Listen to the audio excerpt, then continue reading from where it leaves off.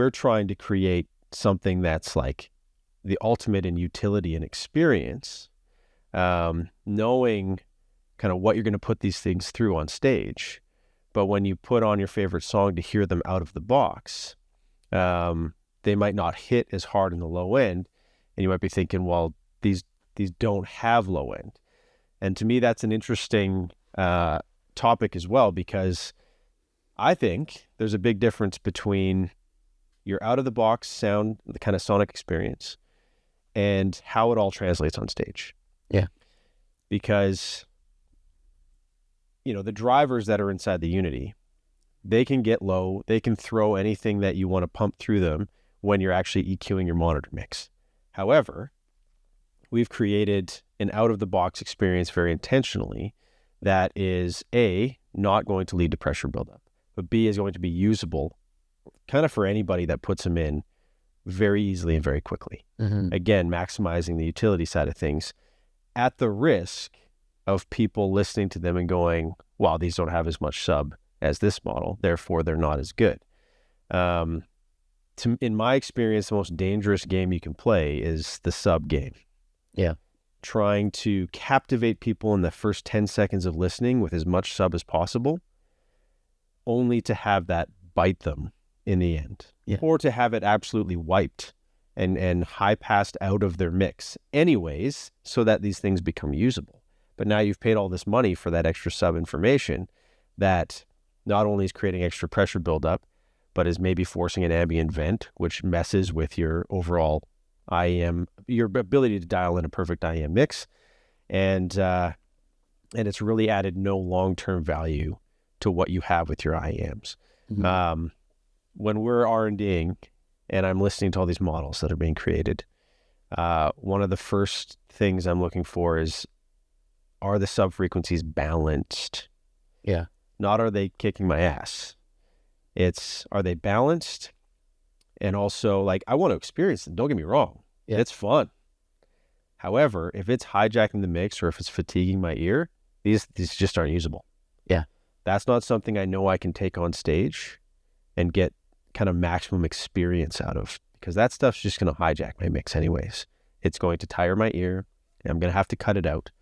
And one thing that I think is worth getting honest about is the fact that at the end of the day, in a sense, and again, I'm curious your opinion on this, does it matter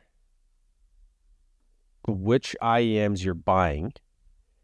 Because in a sense, aren't we all just going to carve them up at the monitor desk to make them sound exactly the way we want them to sound anyways?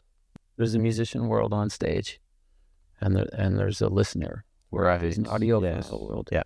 Where it largely we are in-ear monitors for musicians. Largely, we're expanding into the audiophile world. They're starting to get their ears on them. Go, hey, what's going on here?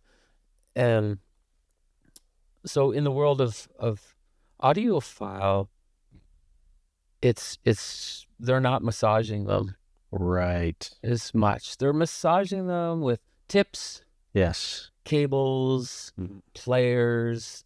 They're massaging them that way, but they're not sort of like, okay, we're taking this and then we're trying to make it work. They're like, right, this sounds great. How do I make it bigger, make it more spectacular with, nicer players, converters and all that stuff. Yeah. Whereas in the musician world, we're like, okay, this is what we got. Now I'm going to massage it to make it sound how I need to sound. No. There's also sonic maturity. Sure. Some people, and it's not necessarily a new artist. It might be a seasoned veteran artist that they just play guitar and sing. It doesn't matter what's in their ears. Sure. So they're not going to massage it. They're just going to go, it works. Right. Right? That I wish I was like that. Would take a whole lot of pressure off to not have to just give me the PV amp and let's go. I can't. I'm like, no, this is this and this. I need my AER. I need my I gotta like massage it to make it. So I'm like, there's my sound on stage. I've spent Right. 35 years trying to get a sound on the upright bass. Yeah. I'm not gonna plug it into a PV amp. Doesn't, no offense, Hey, PV. yeah. It's not gonna work. I'm not gonna play. I can't play music that way. So, it will really, as long as an in-ear monitor offers you sort of this basic enough headroom, enough